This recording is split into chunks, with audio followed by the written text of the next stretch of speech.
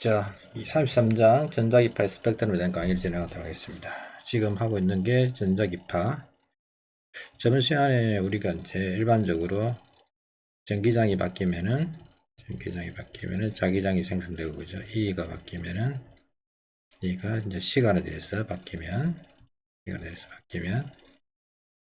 이제 B가 생성이 되고, B가 생성이 되면은 없는 놈이 이제 시간에 대해서 생기는 거니까, 그죠? 그러면 이게 이제 델 T에 델 B가 생기고, 그러면 이제 이 자기장이 바뀌게 되면은 이게 이제 우리가 자기장을 갖다가 적분한 걸 갖다가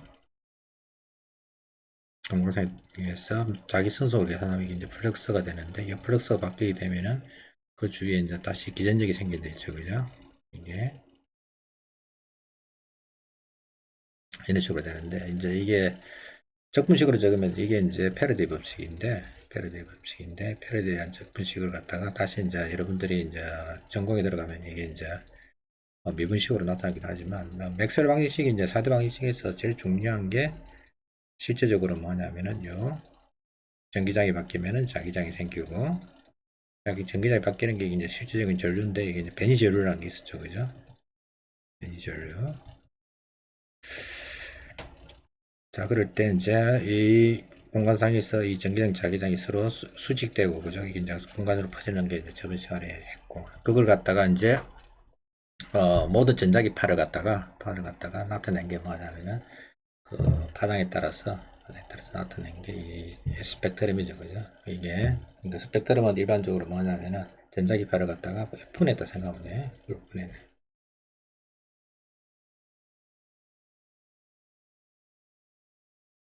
자, 그럴 때 이제 우리가 알고 있는 게 TV 안테나부터 마이크로웨이브, 적외선, 가시광선 이렇게 쭉 되어 있는데, 이거는 여러분들이 순수는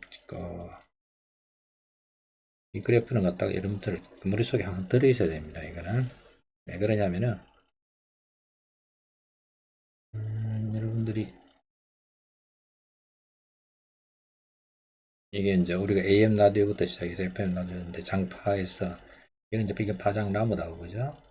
이거는 뭐냐면 진동수 이제 F로 되어 있는데, 실제적으로 더 많이 쓰는 게 뭐냐면 이 식이에요. E equal HF. H누하게 나타나는데, F는 뭐냐면 진동수예요.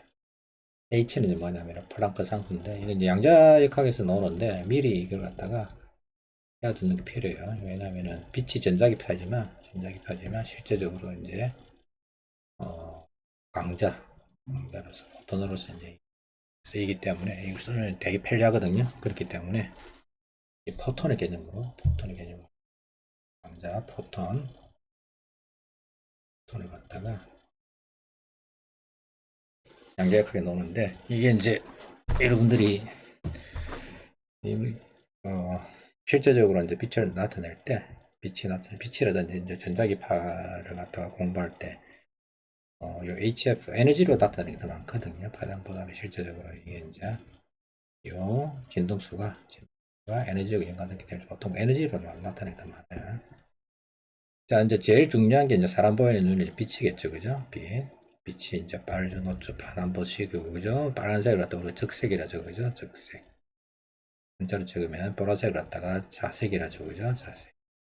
그러니까 빨간색보다 그러니까 적색의 바깥쪽이니까 적외선이 되겠죠, 그죠? 적외선.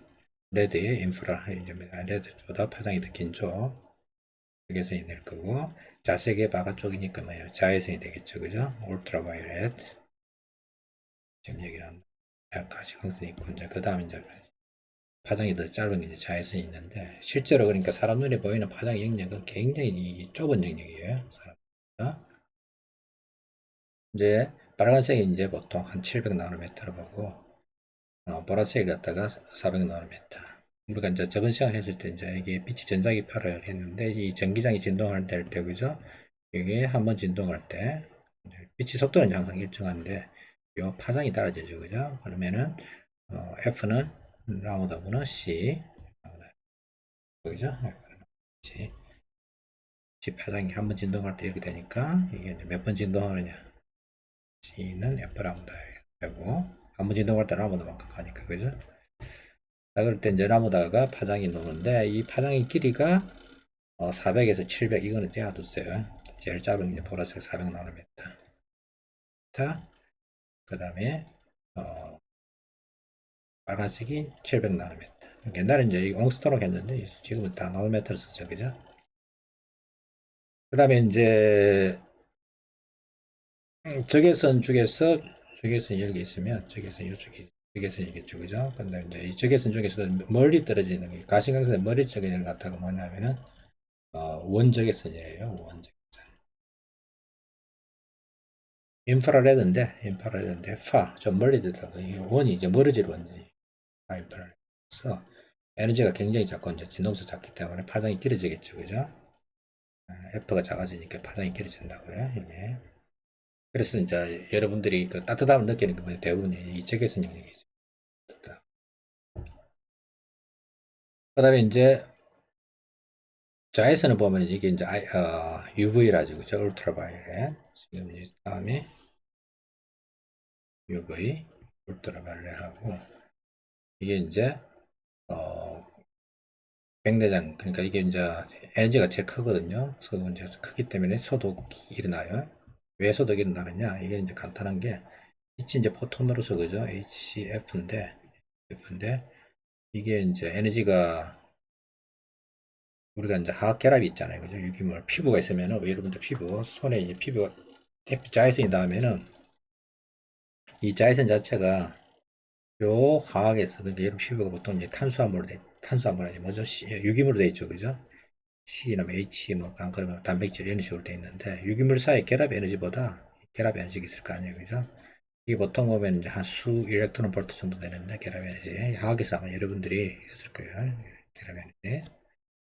결합 에너지가 이 정도 되는데, 그러니까 쉽게 말해서 이게 이제 원자 사이 결합 에너지인데, 여기 이제 포톤이 와서 때린단 말이에요. 그럼 이게 이제 결합고리가 끊어지기 위해서는 뭐냐면은, 더 센 놈이 와서 때려야 되는데, 그럴 때 이제 자이스는 이게 에너지가 크기 때문에 이게 결합고리가 쉽게 끊어질 수 있어요. 그래서 자외선이 쪼이면은 여러분들이 이제 피부가 탄다든지 항 반응이 많이 심하게 일어나죠. 그러니까 심한 경우는 이게 뭐 암을 일으킨다든지 왜냐면 이제 세포가 있을 때 그죠? 이 혈압보다 끊어지면 이게 이제 세포가 죽겠죠, 그죠? 그래서 이제 세균 같은 걸 죽기도 하고 사람 몸은 이제 피부를 갖다가 키운다는 의미가 살살 보면 이제 피부 세포를 갖다가 망가뜨리는 거죠, 그죠? 그 망가뜨리는 걸 그 뭐야 복구하는 과정에서 이제 여러분들은 뭐죠? 그 멜라민 색소가 위로 올라와서 이 피부를 갖다가 보호하는 거죠, 그죠? 그러면 이제 여러분들이 소위 말해서 이제 선텐 이런 식으로 얘기하는 게 그거고. 그다음에 이제 UV 뭐 A, B, C 뭐 이렇게 해서 뭐 있죠, 그죠? 가면 갈수록 이제 에너지가 커지는 것들이 돼 있는데 화장품 보면 여러분들이 그 선크림, 그죠? 선크림, 선템 지수 뭐 하는 거 이게 다 이런 거고. 그다음에 이제 반도체에서 그죠? 공정이라든지 그 하는 거 그 대부분 이제 UV 공정을 많이 쓰죠, 그죠? 반도체 시각 장비 쓰는데 이제 여러분들이 이제 가장 핫 이슈가 되는 게 UV가 있겠죠, 그죠? 익스트림 울트라바이올렛 뭐 이런 식으로 해서 UV란 말을 해봐 여러분들이 많이 들어볼 거예요, 시각 장비. 그래서 이제 이건 반도체 장비들을 많이 쓰고 그 다음에 이제 실제적으로 이제 시장이 가장 큰 거는 뭐냐면 요 마이크로웨이브 영역이죠, 그죠? 마이크로웨이브 영역. 이쪽에 이제 여러분들이 이제 통신, 뭐 TV, FM 이쪽에 있는데 요 위에 영역, 요 위에 영역이 요새 말해서 진짜 LTE고 그죠? 그 다음에 이제 여기 조금 더 그러니까 지금 그 5세대 5G가 이제 여러분들이 5G가 25에서 한 30GHz 정도 되거든요. 그러니까 30GHz 정도 되면은 기가니까 10의 9승이고 그죠? 10의 10승 정도. 그러니까 요 정도 영역이 5G 영역이에요. 5G. 옛날에 통신은 이제 3세대, 뭐 4세대 이렇게 되는 2세대부터 시작하면 그죠? 가장 길면 길수록 이게 뭐냐면은 예, 전파가 파장이 길어지고 그죠? 그래서 작아지면 AM 라디오 같은 경우는 굉장히 파장이 일어서 킬로미터 이렇게 정도 되거든요. 그러면 이게 이제 파장이 길면은 나중에 이제 강하게 스페럴 건데 이게 해저리라고 어떤 장벽이 있을 때 그냥 돌아가는 게 이게 쉽게 도달해요. 그래서 이제 산골짜기 이런 데도 뭐냐면 FM 라디오는 도달이 가능한데 FM 라디오라든지 파장이 짧아지잖아요. 그죠? 이러면 직지성이 강해져서 음영이 많이 생겨요. 그래서 여러분들이 이제 4세대, 5세대 통신까지 해서 파장이 점점 짧아지잖아요. 그죠? 이쪽으로 올라갈수록 지금 센티미터 이렇게 올라가는데 되게 되면은 디킨슨이가 해갖고 음영에 의해서 통신이 안 되는 게 훨씬 더 많아져요. 근데 통신 입장에서는 파장이 짧아지면은 데이터 전송은 유리해지는 대신에 이 음영 해상을 갖다가 개수하기 위해서 기지국을 많이 써야 하기 때문에 비용이 엄청나게 많이 들어요. 그래서 또 뭐죠? 이걸 갖다 복합적으로 쓰는 거죠. 데이터 통신할 때는 이제 짧은 파장을 쓴다든지, 안 그러면 이제 음성이라든지 이제 중요한 정보를 갖다가 반드시 보내야 될 때는 이제 긴 파장을 쓰는 그런 식으로 해서 이제 멀티밴드로 아마 여러분들이 이거 뭐 들어봤을 거예요. 여러분들이 지금 제 강의를 듣는 학생들이 거의 대부분 이제 전전급 1이니까 조금 이쪽은 제가 자세히 설명드리는 건데, 그래서 이제 이쪽이 조금 미지의 영역이고 이제 마이크로파이 영역에서 조금 더 요쪽 영역 있죠, 그죠? 이쪽 영역이 마이크로 이쪽 영역이 여러분들이 이제 전자레인지가 보통 2.4GHz 정도 되니까 집에 구성 정도 되죠, 그죠? 여기 전자레인지 영역. 그래서 마이크로 영역이 제일 뭐냐면은 이게 학문적으로 연구한다든지 뭐 개발한다든지 그죠? 요새 뭐 무인 자동차 뭐 이기다 라이다 하는 것도 이쪽이거든요. 그건 이제 좀 긴 쪽인데 실제적으로 이제 여러분들이 레이더 기술 그죠? 레이더 기술 그런 경우 거의 대부분 이쪽 영역인데 굉장히 할 게 많아요. 여러분들이 그 미래에 뭐죠? 학문을 한다든지 할 때 제일 많이 연구될 수 있는 분야가 이쪽이 마이크로바이오 영역. 어느 나라가 이제 과학 기술이 강하냐, 뭐 그쪽을 갖다가 판별하는 영역이 이쪽이에요, 이쪽. 그 다음에 이제 X선이 있는데, X선은 이제 파장이 더 짧죠, 그죠? 아까 자외선보다. 그래서 이제 X선 같은 경우 이제 두들겨 맞으면 이제 세포 파괴가 더 쉽게 일어나고, 그 다음에 이제 토가 깊죠, 그죠? 토가 깊. 그 몸속에 있는 걸 갖다 관찰할 때, 병원에 가면 여러분 엑스레이 찍는 게, 엑스레이는 이제 몸을 통과하죠, 내 몸을. 깜마레인이 있는데 더 파장이 짧기 때문에 이건 이제 에너지 더 커져. 주로 이제 이건 이제 핵반응에서 나오는 건데, 어, 이거는 이제 더 에너지가 더 크기 때문에 하나 두들겨 맞으면 이거는 이제 콘크리트도 뚫고 들어가죠, 그죠? 어느 정도 에너지에 따라서 이제 그것도 좀 다른데, 그래서 이제 그 제일 에너지가 큰 놈이 감마선, 이제 파장이 굉장히 짧죠. 그다음에 이제 엑스선은 보면 여러분들이 이제 요 나노메타 영역 이상이에요. 그래서 보통 보면 이게 이제 엑스레이 파장을 보면은 이거는 이제 보통 원자 사이 간격 증거를 잴 때 많이 써요. 엑스레이 많이 쓸 정도로 이제 파장이 짧았고, 그 다음에 이게 이제 X선은 이제 이런 인간이 이제 주로 인공적으로 많이 만들죠, 그죠? 서로 이제 X선이 크냐, 깜마리 에너지가 크냐, 그거는 조금 달라요. 이거는 깜마리가 더 작을 수도 있고, 그죠? X선은 하드 엑스레이라는데, 이 같은 경우는 더 에너지가 크기도 해요. 자, 그 다음에 이제, 우리가 이제 이거는 한번 계산할 필요는 있어요. 이게 이제 노란색 영역이 이제 보통 이게 이제 중간 영역으로서 4천과 7천 한 중간 정도가 해서 여기가 이제 한 6천 가까이 정도 되거든요. 5,500이면 뭐 노란색이 스펙트럼이 이제 나트륨 등이 스펙트럼 제가 기억이 안 나는데, 예를 들면 이제 중간쯤 뭐 4천에서 700, 6천이란 뭐 예를 들면 뭐 5천 나노, 500 나노미터를 치면 500 나노미터짜리 파동 치면 이게 이제 이 정도 될 거예요. 주황색 비슷하게 이 정도 될 건데, 그러면 이제 이게 이제 파장이 500 나노미터니까 그죠? 진동수 F는 뭐냐면은 라보다보는 C겠죠, 그죠? C는 3 곱하기 10에 빛의 속도가 8성 메타 퍼 세크고, 라무다가 지금 500이니까 500 곱하기 10의 마이너스 9성이죠, 그죠? 그건 얼마 되냐면은 10의 마이너스 7성이 되고,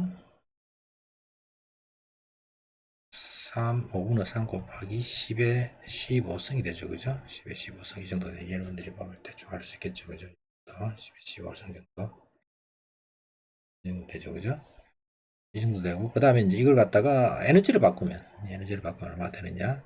이 정도 되는 파장에 에너지를 계산하면은 5.3 곱하기 10의 15성에다가 이제 요 아까 H 프랑크 상수 6.6 곱하기 10의 마이너스 34성이 되니까 대충 5분은 뭐 6.6이게 20쯤 되겠죠, 그죠? 20쯤 될 거고, 10의 마이너스 19성쯤 되죠, 그죠? 그럼 이게 이제 한 4 정도 되죠, 그죠? 그럼 4 곱하기 10의 마이너스 19성 줄쯤 된다고요. 그럼 이제 우리가 알고 있는 게 뭐냐면 1 일렉트론 볼트가 얼마냐? 1.6 곱하기 10의 마이너스 19승이랬죠. 그죠? 이건 여러분들이 해야 돼야 되는데 이걸 갖다가 이제 나눠주면은 보통 이게 4 곱하기 10의 마이너스 19승 주를 1.6 곱하기 10의 마이너스 19승 주로 나누게 되면 이게 이제 일렉트론 볼트니까 이게 일렉트론 볼트니까 나누면 이게 한 2점 얼마 그죠? 2점 한 5 정도? 2.5 정도 되겠네요. 한 2.5 일렉트론 볼트 정도 되겠네요. 그래서 보통 보면은 이게 이제 우리가 가시광선 영역이 수 일렉트론 볼트로서 그죠? 우리가 쓰는 화학결합, 유기물의 결합 에너지가 거의 같아요. 그래서 이제 아마 여러분들이 그런 얘기도 들어봤을 거예요. 이 자외선은 이게 이제 사람 눈에 시세포에 닿게 되면은 에너지가 크기 때문에 시세포가 이제 영구적으로 손상이기 때문에 여러분들이 햇빛을 본다든지 안 그러면 뭐 영접할 때 보면 자외선 같은 게 많이 나오거든요. 굉장히 이제 센 에너지. 그래서 이제 여러분들 바닷가라든지 자외선이 강할 때는 반드시 선글라스를 끼야 돼요. 원래는. 나중에 이제 늙게 되면은 이게 이제 백내장 정도 눈이 굉장히 손상이 많이 오거든요.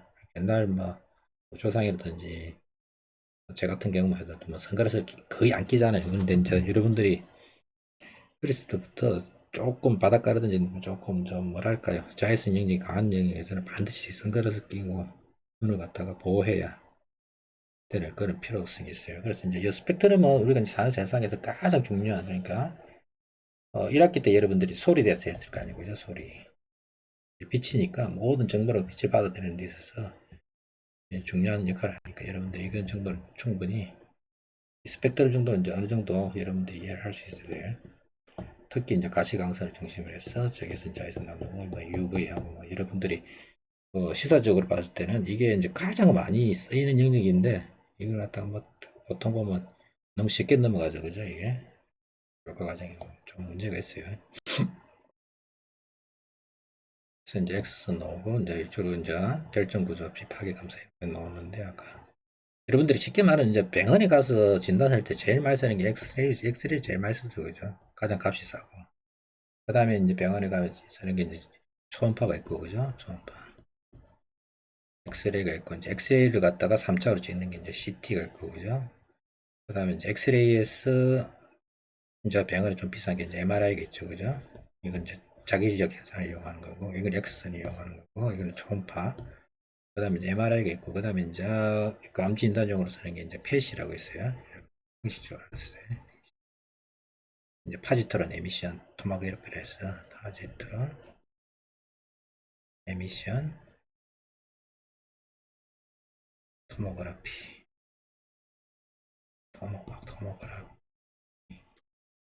토모그래피 PET래요.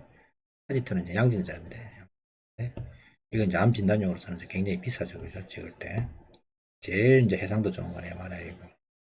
그래서 이제 사람 몸에 이제 엑스레이드 CT는 이게 방사선이기 때문에 일종의 때문에 조금 찍으면 찍을수록 좀 몸에 안 좋고 그죠? MRI 별 상관없어요.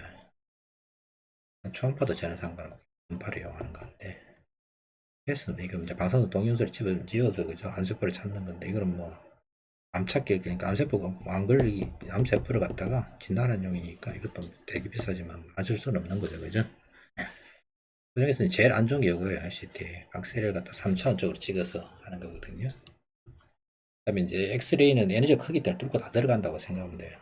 아마 여러분들 이런 경험이 있을 거예요. 이렇게 이제 붉어지면은 파장이 길어지면 투과해서 빨갛게 되잖아요, 그죠? 손, 야, 여러분들 그런 경험이 있으는지 잘 모르겠는데, 이건 넘어갈게요. X선하고 이제 감마선, 감마 에너지가 크다는 거, 반응, 우주에서 날아오는 대기 우주선도 이제 한성분이 돼 있는데, 투과성이 높은 에너지가 이제 짧기 때문에 유전자 구조를 갖다 영향을 미치는 게 아니라 유전자를 갖다 아예 변형을 시키든 파괴를 시키든 그것도 X형이 더 위험해요. 실질적으로 해보면 원자병원이 X도 마찬가지 똑같은 거예요. 실제로 이제 더 위험한 건 자외선도 될 수도 있는 거예요. 그거는 자외선은 이제 사람 몸속에보다는 이제 표면을 갖다 손상시키는 피부하면 이쪽밖에 영향을 미치기 때문에 그럴 수는 있는데 자외선이 더 위험할 수도 있어요. 경우에 따라서는 그것도 중요한 거는 이게 이제 에너지에서 파장이 돼서 제어가 된다. 그래서 이 그래프를 여러분들이 반드시 머릿속에 하고, 그 다음에 이제 요 공식은 여러분들 알아두세요. 이게 이제 HF 나무나무 C 나무나무 C 그 다음에 H 값은 여러분들이 이제 제가 줄 거예요. 만약에 시험 내게 되면 출제에 한다든지 뭐 테스트 할 때. 자, 그 다음에 이제 할게 요 34장 이제 전자기파로서 그죠? 전자기파 일렉트로마그네틱 웨이브로서 빛 라이트 이제 파동으로서 이제 보는 거예요. 지금은 그것은 과학인데 이 파동으로서 빛을 갖다가 이제 파동으로 볼 것이냐, 라이트를 파동 웨이브로 볼 것이냐, 그러면 이제 입자로 보죠. 입자 파티클 그냥 포톤 웨이브로 이제 이게 보통 라이트 하면 이제 라이트 웨이브에서 이제 파동으로 보는 경우고, 이제 포톤은 이제 양자역학적으로 아까 E 이퀄 HF라는 식으로 이제 요지는데, 나중에 이제 상대성 이론, 뭐죠? 강전효과에서, 아이스면 강전효과에서 다시 다룰 거예요. 자, 그 다음에 제일 처음 나오는 이제 빛이 번지로 나오는데, 여기 다룰 거는 이제 여기, 그 다음에 이제 이번 34장부터 이후부터는 양자역학 전까지는 거의 계산 없이 그냥 설명만 했어요. 설명하고 이제 가장 기본적인 식 정도만 여러분들이 하고, 양이 굉장히 많아요. 그래서 여러분들이 공부를 이게 노는 거다 다 공부한다는 의미보다는 그냥 설명을 듣고 그 다음에 기본적인 공식만 정리하면은 간단하게 문제 푸는 것만 예전 푸는 정도만 준비하시면 돼요. 그 다음에 이제 이게 이제 무지개가 나오는데, 무지개가 왜 생기는지, 무지개 생성 원리라든지 그런 게 이제 다 하는 거예요. 여기에서 분산, 그 다음에 내부전 반사, 이게 이제 강동실을 이용하는 거, 반사, 물질. 그러니까 빛에서 일어날 수 있는 것들이 가장 먼저 일어나는 게 이제 반사죠, 그죠? 반사. 그 다음에 빛이 물에 들어갈 때 이제 꺾이는 거, 이걸 갖다 굴절. 그 다음에 이제 홀건수에 의한 이게 해절. 해절 현상이 있고, 그 다음에 이게 이제 빛이 이제 굴절에 따라서 이제 퍼지는 게 이제 분산. 반사, 굴절, 그 다음에 이제 간섭이 있겠죠, 그죠? 간섭이 있고, 그 다음에 이제 팽강이 또 있고,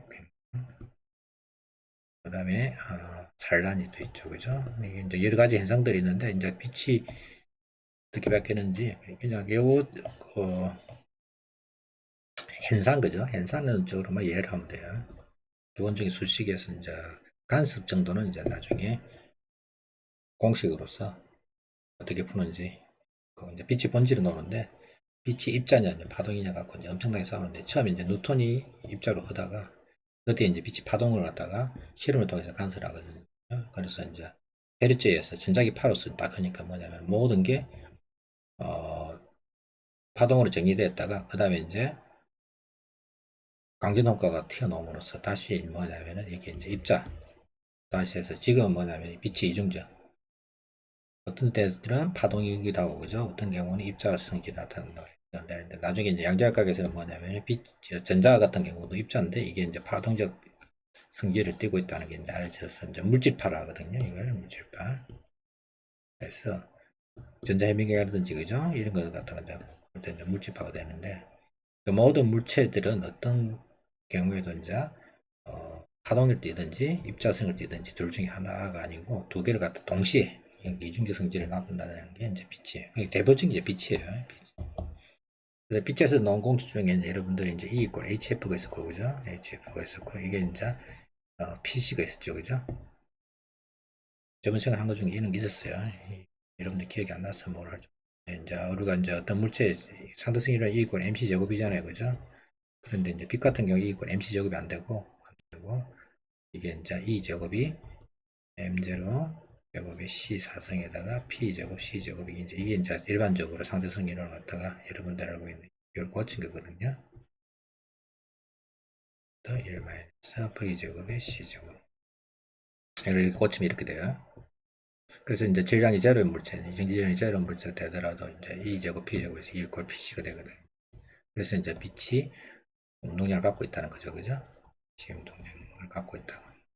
에너지도 갖고. 그래서 이제 이렇게 되고, 그다음에 이게 이제 H는 나보다 C니까 나보다 C니까 P는 나보다 H, 이게 이제 더블의 파가 되죠.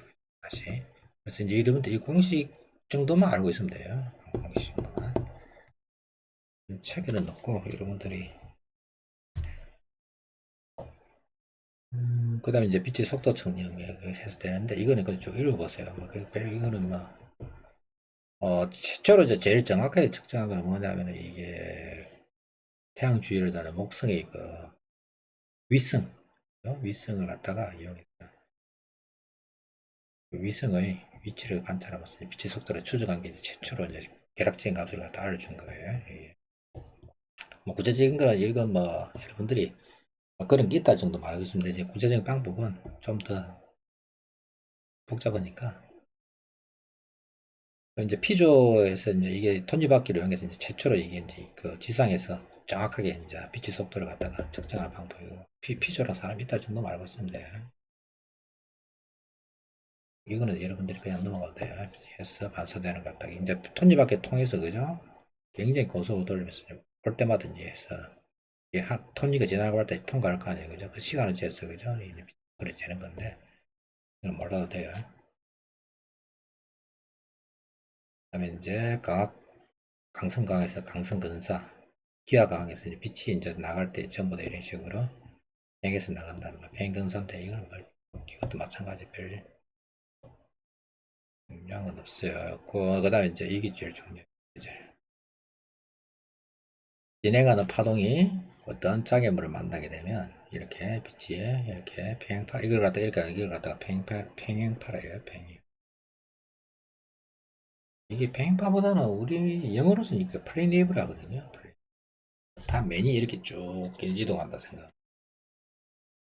그러면 이게 이제 마켓에서 장벽에서 이게 뚫려 있으면 여기에 계속 파동이 이렇게 지나가야 되는데 실제로 딱 해보면 이렇게 오다가 여기서 이렇게 된다고.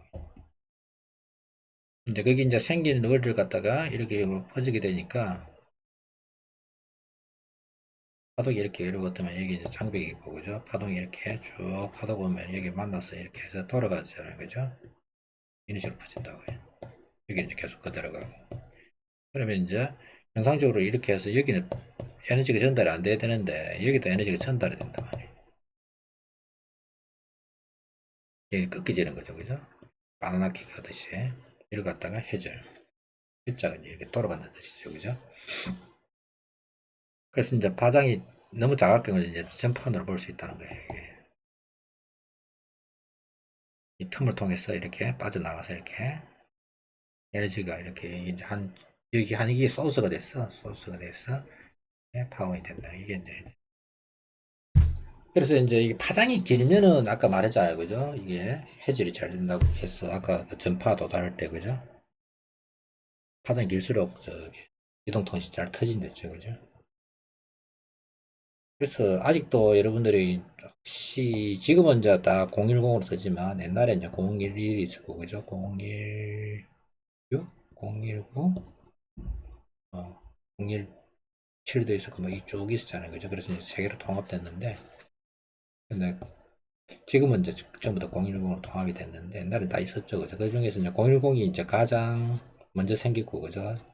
가장 인기가 좋았어요. 왜 그러냐면은 이게 이제 가장 먼저 생기기 때문에 가장 해결이 잘 일어나는 그 주파수 대역을 갖다가 SK에서 이제 먼저 선점한 거죠. 그때 이제 한국이동통신이었는데 이게 해결이 잘 일어나 생각하면 돼요. 이렇게 해서 그 다음에 이제 빛이 이제 일어날 때 일반적으로 입사각하고 반사각이 같다는 게 이제 반사의 법칙이죠, 그죠? 그 다음에 이제 난반사 이렇게 난반사 일어나는 거. 이건 별 중요하지 않아요. 그냥 뭐 입사각 반사각 뭐 여러분들 상식적으로 생각하면 되니까. 이것도 하지 마세요. 이걸 괜히 뭐 여러분들이 당황해서.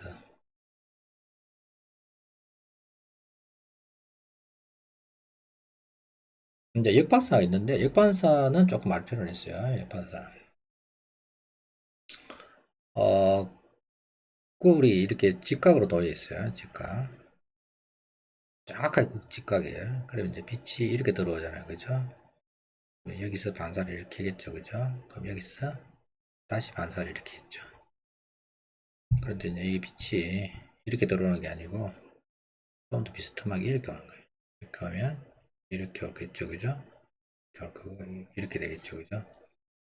중요한 건 뭐냐면 이렇게 직각으로 되어 있으면 들어오는 파하고 그죠? 이 나가는 파는 항상 평이에요. 평 각도로 가서 여러분들 증명해 볼 수 있어요.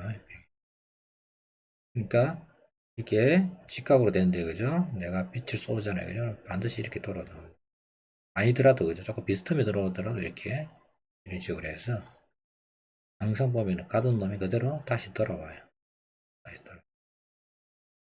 그런데 이제 실제로 이제 그 쓰는 거는 이런 게 아니고 이걸 갖다가 이렇게 해서 돌려요. 이건 콘이 되겠죠, 그죠? 이런 콘. 직각이 된 이렇게 유리 있잖아요, 그죠? 유리가 있는데 이게 들어오고 이렇게 되면 이제 이게 내부 전반사기는 아직 내부 전반사는 안 뺐지만 유리로 된 이런 유리가 있으면 그죠? 빛이 들어오면은 여기서 이렇게 전반사에서 그대로 튕겨져 나와요. 안 그러면 이제 이런 둥근 플라스틱이 있는데 플라스틱이 이제 빛이 들어오면은 여기 들어오면 여기서 이제 해절이 일어나서 이렇게 해서 그대로 또 반사되온다. 그럼 도로 표지판이 있는데 이런 판이 있는데 빨간색이 되어 있고 그죠? 여기다가 아주 작은 그 둥근 어, 플라스틱 알을 갖다가 페인트에 섞어서 여기 칠을 하잖아요, 그죠? 그러면 이제 빛이 들어가자마자 그대로 이제 반사되어 오기 때문에 이게 이제 굉장히 이제 여러분들이 선명하게 볼 수 있어요. 도로 표지판 보면은 선명하게 밤에 보면 야간에 더 잘 보이거든요. 정상적으로 이제 칠이 되어 있으면 그게 이제 이게 역반사 이게. 그다음에 이제 여러분들 자동차 뒤에 보면 이제 그 브레이크 등에 비치는 것도 마찬가지니까 도로가에 보면 이렇게 이제 그죠? 표시된 것들 있죠, 그죠? 이렇게 달린 것들이 있어요. 낮에는 잘 안 보이는데 밤에 보면은 여러분들이 운전해 보면 자세히 하는데 도로가에 이제 이렇게 표시 지시하는 거 보면은 이게 딱 반사되는 것들이 이런 것들이고 그다음에 이제 우리에 이제 청소하는 환경미화원 분들도 옷에 이렇게 매잖아요, 그죠? 그저 그것도 이제 야광보다는 이게 빛이 굉장히 반사를 잘 일어나게끔 그런 띠로 다 있어. 거기에 보면 이런 아주 작은 미세한 그 플라스틱 알트를 박혀 있어요. 이제 도로 마찬가지 도로 이제 가운데 이 주황 불이 된 선도 이게 이런 식으로 페인트 칠을 해놓으면은 도로가 이제 그 여러분 눈절에 보면은 이게 비행기 활주로 모양으로 쫙 이게 엄청나게 이제 빛이 반사하게 해서 잘 보여요. 그래서 아마 여러분들이 이제 이게 페인트가 비싸다 보니까 그 업자들이 이걸 갖다가 이제 제대로 이제 공사 안 해서 뭐 어? 뭐야 검찰에 뭐 수사당하고 그죠? 이렇게 나쁜 짓도 많이 하죠. 워낙 단가가 비싸기 때문에 이게. 그다음에 이제 반사를 한 예로서는 이게 이제 디지털 미세 거울을 해서 여러분들이 그 빔 프로젝트 있죠, 그죠? 빔 프로젝트. 원리가 이제 이게 두 가지가 있는데 여러분들이 디지털 이제 영화관에 가서도 그죠? 옛날에는 필름을 쓰지만 이제 이게 지금은 전부 다 뭐냐면은 디지털 정보를 해서 거울로 반사해서 그죠? 반사를 해서 이제 이게 영화관 화면이 있잖아요, 그죠? 그게 이제 이게 디지털 미러가 수백만 개가 있어 갖고 수백만 개죠. 더 되겠네요. 여튼간에 이제 수백만 개 이상의 수많은 거울을 갖다가 조작을 해서 여기다가 이제 반사해서 이게 원리는 나와 있어요. 반사해서 이제 보여주는 게 이제 여러분들이 빔 프로젝터 두 가지가 있어요. 디지털 미러를 쓰는 게 방법이 있고 한 가지는 뭐냐면 LCD를 쓰는 방법이 있고 일반적으로 LCD를 많이 쓰죠, 그죠? 빔 프로젝터 보면. 빔 프로젝트는 이게 이제 LCD를 갖다가 필름 대신에 LCD에다가 이제 이게 LCD는 이제 빛이 통과를 하니까 여기에다가 그 빛을 갖다가 통과하는 요 뭐죠? 필름 모양으로 그죠? 필름 모양으로 이 행사를 갖다가 TFT를 통해서 이제 LCD를 갖다가 해서 이제 빛이 평각시대 뭐 여러분들 LCD 다시 이제 설명할 기회가 있을 건데 필름식으로 이제 보는 게 두 가지 종류가 있는데 이제 극장이라든지 이 정도 굉장히 밝고 이제 대면적이 되려면 그때 이제 LCD가 이 빛을 못 견디기 때문에 그때는 이제 디지털 미러 방식으로 써야 되는 걸 갖다가 보여주는 그림이에요. 이게 이제 만드는 회사가 전 세계적으로 한 회사밖에 없어요. 텍사스 인스트루멘트라고 아마 여러분들이 전자기 한선 쪽은 이제 아마 알게 될 거예요. 그 다음에 이제 굴절 빛이 이제 여러분들이 공기에서 그죠 물러갈 때 이렇게 경도가 이렇게 꺾이는 거 이걸 갖다가 입사각, 여기 이제 굴절각이라 하죠. 그죠? 입사각을 보통 I라고, 인시던트. 그 다음에 이제 이게 리프렉션이라서 이걸 R이래요. 그러면 이제 sin I구나. sin R은 이것은 이 굴절율. 공기면 공기의 굴절율. 그 다음에 이제 R은 이제 물의 굴절율. 이렇게. 물의 굴절율이 만약 N이고, 그죠? 공기 굴절율이 보통 1이면 이게 이제 N분은 1 이 정도 되죠. 실제로 이제 물의 굴절은, 아니, 공기의 굴절은 1.5 얼마 해서 거의 1에 가까운데, 하고, 안 그러면 이제 이거는 속력에 대한 그래프예요, 속력. 이렇게 공기의 속력하고 물의 속의 속력이 줄어들기 때문에 이렇게 돼야 되는 거예요, 굴절이. 이거하고 관련지어 갖고 여러분들이 이제 왜 굴절이 일어나는가, 그거는 조금 이제 또 다른 얘기인데, 이런 걸 예를 들 수 있어요. 어떤 이제 A라는 지점이 있고, 여기 이제 B라는 지점이 있어요. 이 점하고 이 점하고. A에서 B로 가는 가장 빠른 방법은 정상적이면 이제 다이렉트로 가면 되겠죠. 그죠? 이렇게 가는 게 제일 빠르겠죠. 그런데 이제 문제가 있는 게, 여기는 이제 마른 땅이고, 그죠? 마른 땅. 여기는 이제 굉장히 질석이는, 뭐, 여기는 그냥 쉽게 말해서 육지고, 여기는 이제, 호수라 쳐봐요, 호수. 여기를 갈 때는 이제 걸어가고, 그죠? 여기는 수영에 간다 치면은, 제일 빨리 가려면은 육지에서 수로 직선으로 가는 게 빠른 것보다는 육지에서는 좀 빠를 거고, 그죠? 걷는 뭐 달릴 수 있다든지. 근데 이제 호수에서 수영은 좀 늦겠죠, 그죠? 그래서 이제 제일 빨리 갈 수 있는 방법은 뭐냐? 그때는 뭐냐면은 여기 이제 수직으로 가서 이렇게 가면은 이거는 동경도 멀고, 그죠? 적당하게 이제 이렇게 해서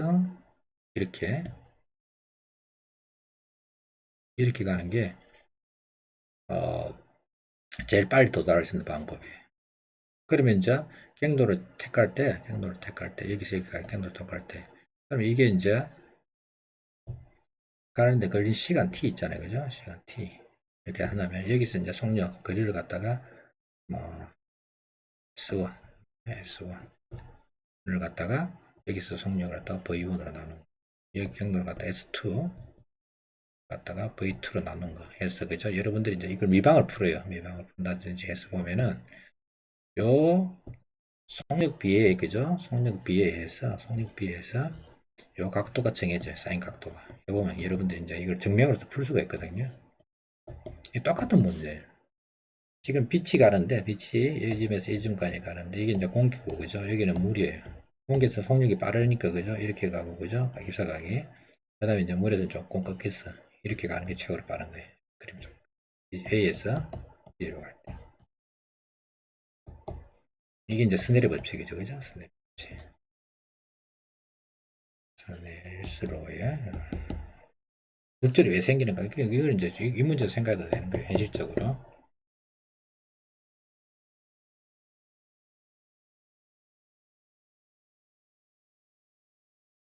네, 굴절율이 나와 있는데, 물이 이제 한 1.3 정도 되고, 공기는 거의 1에 가깝고.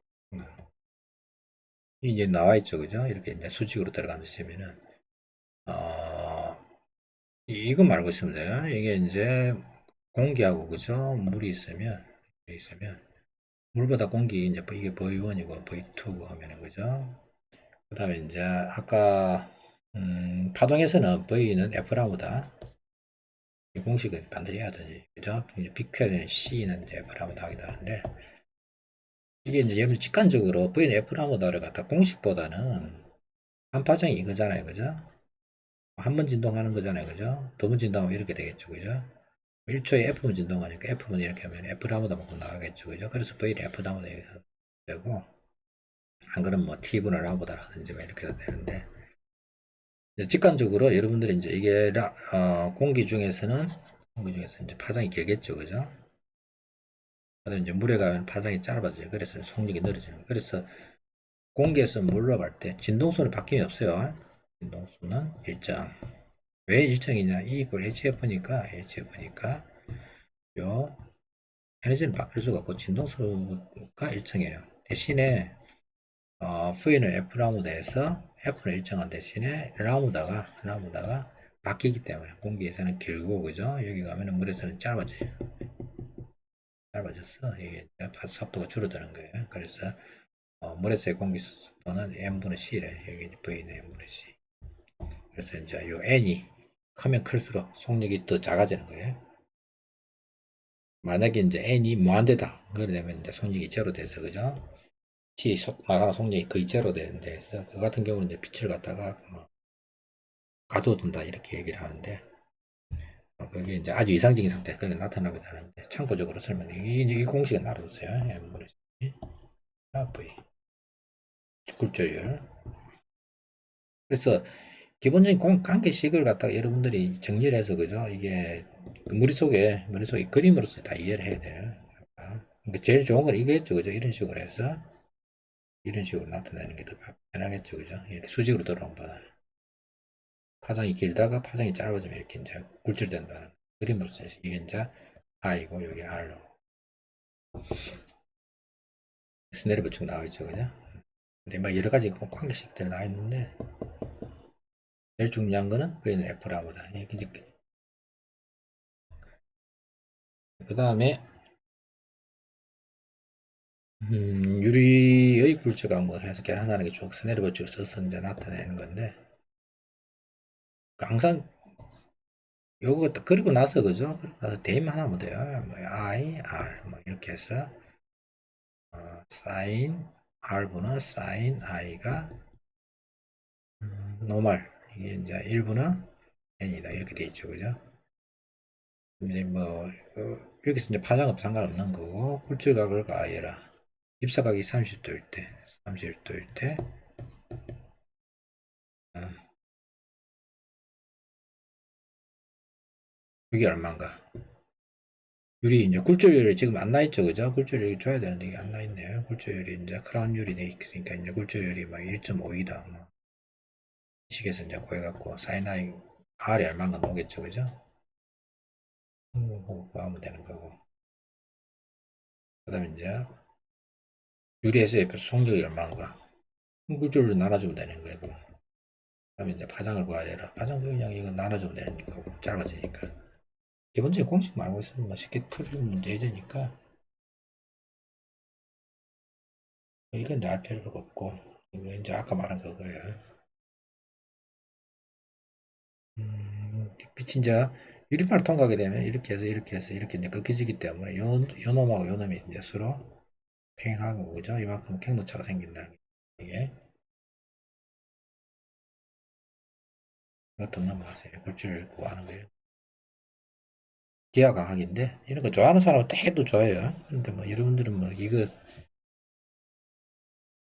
기하거든요. 기하 문제인데 그래서 이게 이제 이거하고 이거 갖고 해서 막 나오는 건데 별로 그렇게 뭐 프리즘은 안 맞으신지 알죠? 그죠? 이렇게 유리로 생긴 거죠? 삼각 프리즘 삼각 막대로 생각하면 돼요. 그 다음에 이제 하이긴스, 뭐 호이겐스 이렇게 돼 있는데 뭐 여러분들 편한 데 불러도 돼요. 이제 영국식으로 미국식으로 보면 호이겐스가 그죠? 이제 어느 이게 호이겐스가 네덜란드인가 막 그럴 거예요. 뭐 그쪽에서 하면 이제 하이긴스 뭐 이렇게 나오는데 이거 원어민 충실한데 이렇게 뭐 우리가 뭐 호이겐스 말라도 별 상관없으니까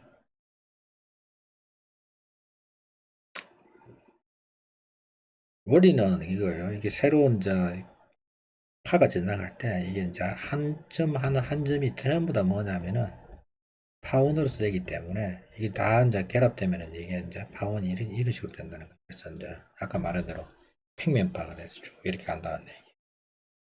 그러다가 탁 잘리면 이게 이제 하나의 파원으로서 이렇게 에너지 뭐냐 소스로서 그죠? 파원 소스로서 원 소스로서 이렇게 퍼져나가는 걸 설명하고. 그러니까 구면파의 모든 점, 파면사의 모든 점에서 이제 구면파를 형성해서 파원을 갖다 생각할 수 있으면 있는데 별 그렇게 중요하진 않아요. 이것도 그냥 뭐 이런 게 있다 정도 알고 있으면 돼.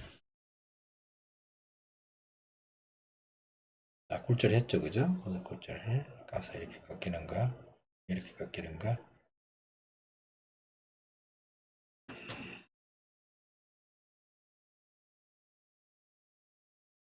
이제 분산 디스플레이 파장에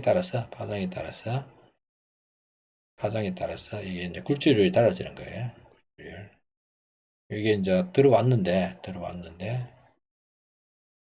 굴절율이 큰 놈은 많이 끓고 그죠? 같이 들어왔는데도 굴절율이 큰 놈은 굴절율이 작은 놈은 굴절율이 1이면 그냥 그대로 직선인데 굴절율이 조금 1보다 커지면 이런 식으로 계속 꺾어지는 거죠, 그죠? 이런 식으로.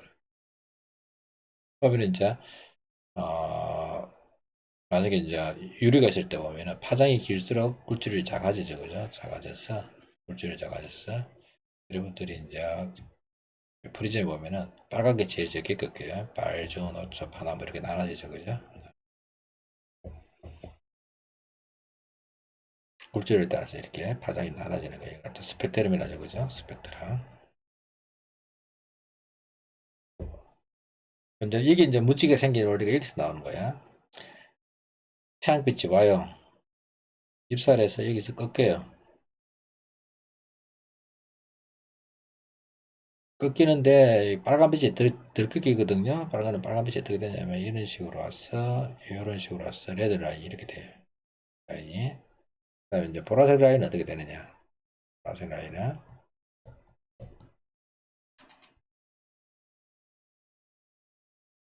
좀 더 이렇게 바이올렛은 이렇게 해서 이렇게 되기 때문에 결국은 뭐냐면 우리가 보는 건 이거잖아요, 그죠? 그러면 이제 사람 눈에 봤을 때는 이게 이제 레드가 이쪽에서 그러니까 내가 봤을 때 위쪽으로 보이고 그죠? 이제 물방울이 쫙 있으니까 레드가 이제 빨간 쪽 이렇게 되고 그죠? 그 다음에 위에서부터 빨주 노초 파남보가 돼요. 근데 이제 쌍무지개 뜨잖아요, 그죠? 쌍무지개 뜨면은 그때는 어떻게 되냐면은 빨주 노초 파남보가 아니고 그죠? 여기서부터 빨주 노초 파남보가 돼요. 여기서부터. 쌍무지개. 여러분들 쌍무지개 관찰이 떨어지고 쌍무지개 넣었잖아요. 그죠? 이것도 마찬가지. 이거는, 그때는 이게 이제, 그, 또 달라지는데,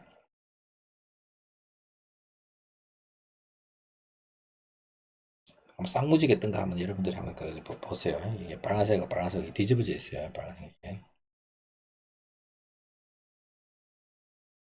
그 다음에 이제 무지가 뜨는 조건은 뭐냐면은, 빛이 와서 이렇게 와야 되기 때문에, 각도가 얼마 되냐면은, 빨간색은 42도, 보라색은 이제 40도가 되게 되기 때문에, 내가 항상 태양을 갖다가 등지고 있을 때 이게 이제 무지개가 생겨요. 정면에서 보려면은 이 태양빛이 이 뒤에 비쳐야 된다. 분수 때 그런 거 사진 찍을 때 보면 이제 그 뭐죠? 이게 무지개가 나타나는 그 각도가 정해져 있죠, 그죠? 그쪽 분수까지 하고 내죠 뭐. 그다음에 이제 내부 전반사가 있는데 이게 내부 전반사는 반드시 또 알아둬야 돼. 이게 이제 강성이라든지 그죠? 이게 이제 강통신에서 많이 쓰기 때문에 기본적인 원리는 이게 이제 굴절이 일어나는데 굴절이 큰 놈에서 그죠? 작은 놈을 이제 가는 경우에 보통 뭐 이렇게 들어왔잖아요, 그죠? 이렇게 들어와 있는데 거꾸로 이렇게 되는 경우. 수직으로 가면 이렇게 나오겠죠, 그죠? 2는 가면 이렇게 해서 이렇게 갈 거고 3은 이렇게 돼서 이렇게 될 거고 4는 이렇게 되고 이렇게 될 수 있고 5는 어떻게 되냐 이렇게 해서 이렇게 되는 거예요. 4가 이렇게 돼서 이렇게 되는 거예요. 1부는 이렇게 반사돼요. 그럴 때 이제 이걸 갖다가 인계각이 90도 딱 되는 경우. 예. 무슨 얘기냐면 이게 입사각이잖아요, 그죠? 이게 입사각이고 이게 이제 굴절각이 90도 되는 경우. 굴절 90도 90도가 딱 돼서 그것도 더 커지면 어떻게 되느냐 이렇게 이런 식으로 해서 더 이상 못 가고 그죠? 이렇게 식으로 돼서 이게 이제 100% 일어나는 걸 갖다가 인계각보다 더 커질 때 내부 전반사예요.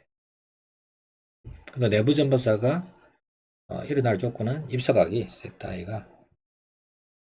C보다 더 크면 인계각보다 크면 100% 만삭이라 한다.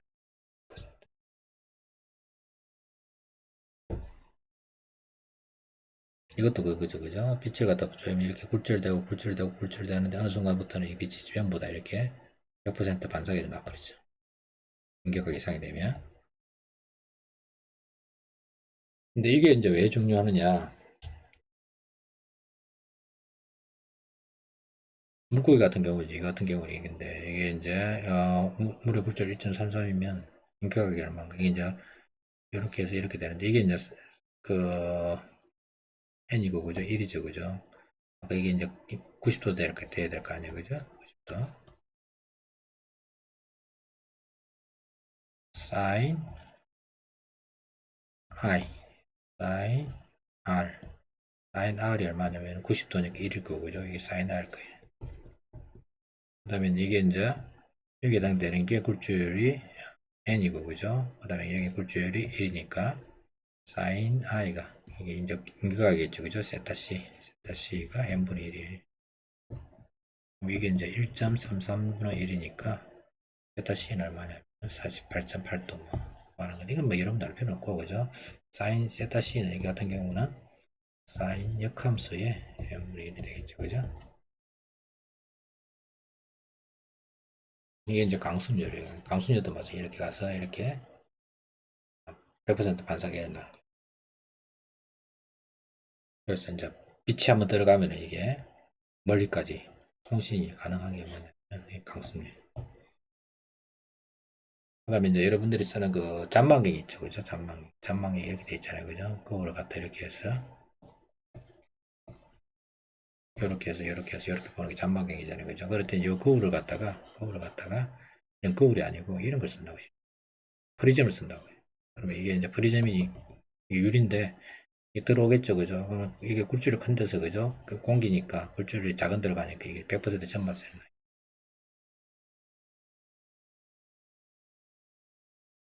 실제로 이제 뭐냐면은 이 프리즘을 이용해서 이게 이제 거울을 갖다가 반사를 갖다 많이 넣었어요. 왜냐면 이제 100% 일어나기 때문에 효율이 좋거든요. 그래서 아마 여러분들이 망원경 같은 거 보면은 이게 이제 쌍안개 같은 경우는 이런 식으로 생겨갖고, 그죠? 옆으로 튀어나온 게 있는데, 이게 전부 다 프리즘 들어있어요. 좀 무겁죠, 그죠? 이게 이제, 안경이 프리즘의 원리를 이용한 거예요. 중요한 이제 강습률을 이용해서 아주 멀리까지 보내지, 이제 내부전만. 그래서 이게 이제 보통 시험이라도 이게 이제 많이 나오는 거죠, 그죠? 구하는 공식은 아까 금방 보여드린 공식, 요거, 공식. 요것만 하나 정도만 알려주면 될 거예요. 그렇게 해서 여러분들이, 음, 뭐야, 34를 갖다가 했고, 그죠? 다음 시간에 그 나머지 부분 한 시간 내서 끝내도록 할 거예요.